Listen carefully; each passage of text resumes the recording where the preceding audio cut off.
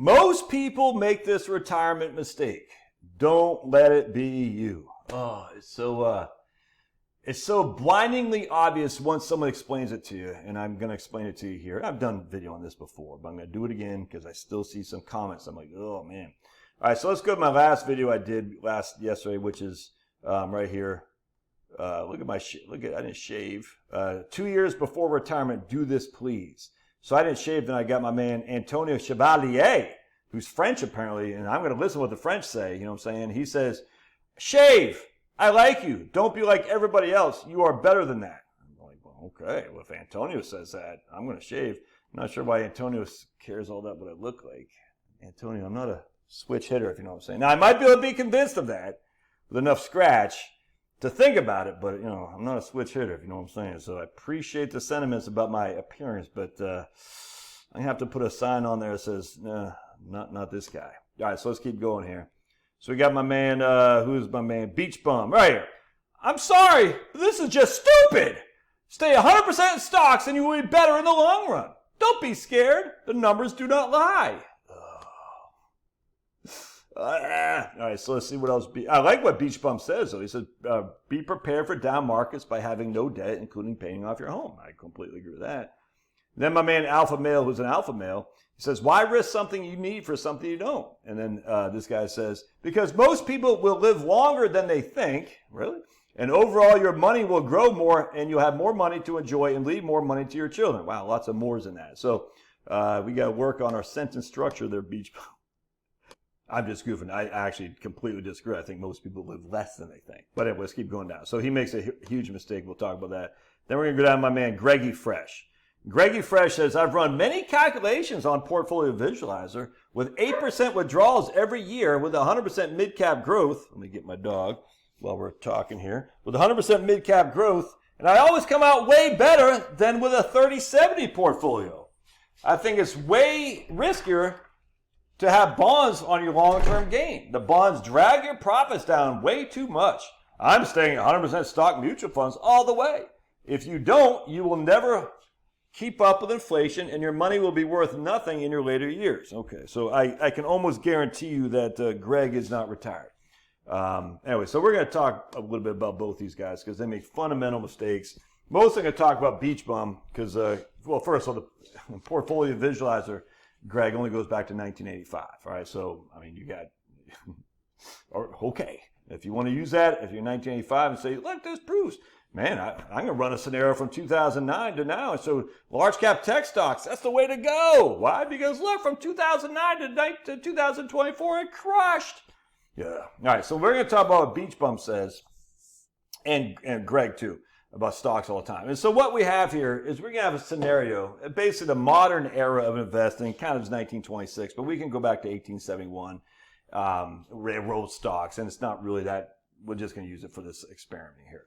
So we're going to go back to 1871, that's year one, and we're going to go to 1900, that's year 30. All right, that's 30 years. That's a good scenario for retirement, a 30-year time frame.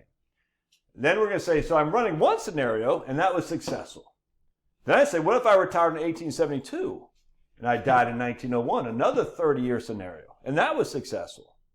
What if I retired in 1873 and I died in 1902? Another 30-year time frame, and that was successful. Thus, I can predict success based on these three models because every single time I ran a scenario, I was successful. The problem that people don't understand is this scenario has a 96.7% overlap with that scenario. This scenario has a 93.3% overlap with that scenario and a 96.7% overlap with that one.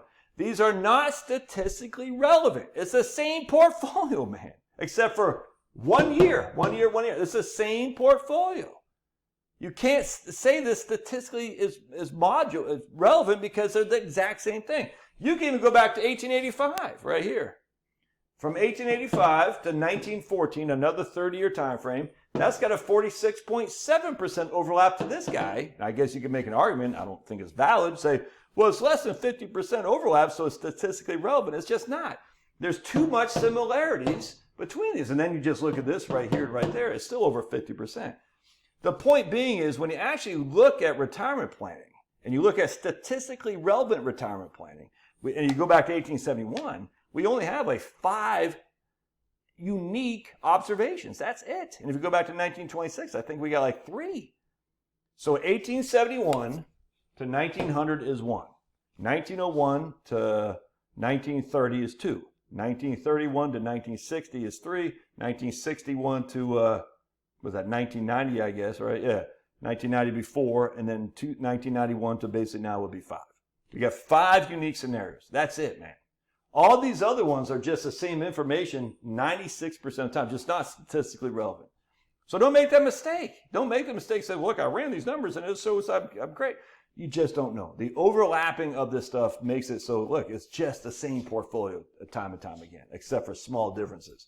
My man Michael Ennis is a mathematician. I've interviewed him a couple times, and I like him. He's out of Hong Kong. He's held the financial industry. He does great because he holds the financial industry accountable for their lack of knowledge on basic math, and he crushes. He had written an article about this probably 10 to 15 years ago, and I remember reading it. I said, whoa, I had never thought about it like this. I did the same thing, the rolling 30-year time frame. So we got, 115 rolling 30-year time frames starting in 1871 or something like that. And I always thought, yeah, that's a lot of evidence. It's just not. It's no different than saying, let's see, in 1990, we had the 49ers won the Super Bowl. They were the reigning dynasty team from the 80s. Thus, the 49ers will win the Super Bowl again and again and again. And I don't think, has it happened? No, I don't think they've won the Super Bowl since like 1992 or something like that. It's no different saying that. It's no different saying the Patriots won back-to-back in 2002 and 2003. Thus, they will be the Super Bowl champions going forward again and again and again. It just, they won 3, which is amazing, but they haven't. And that's the same thing here. It's the exact same thing. You just don't know what the future holds, man.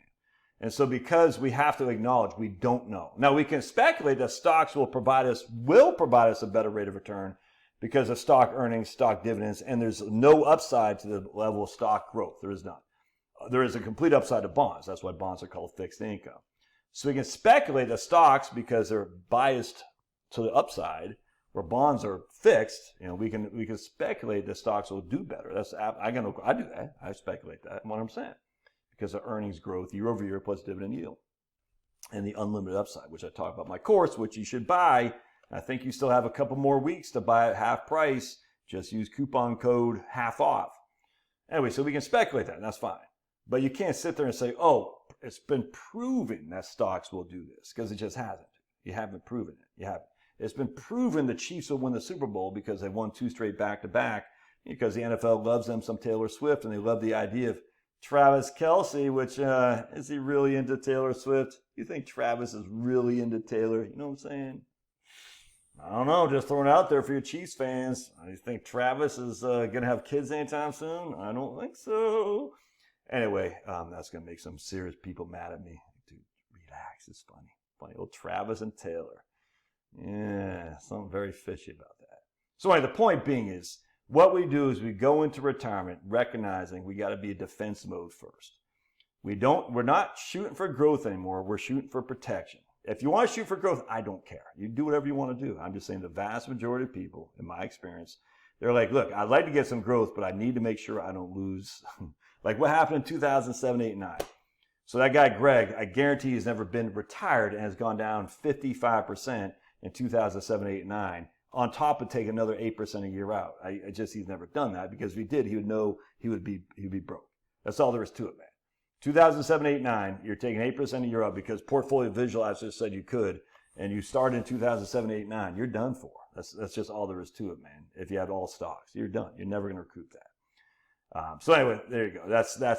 We have to play defense in retirement. And you play offense while you're still working, that's fine. But in retirement, it's playing defense, regardless of what these numbers say, because they're just not statistically relevant. All right, love your thoughts. Comment the doobie-dook, and we'll see you guys later. God bless.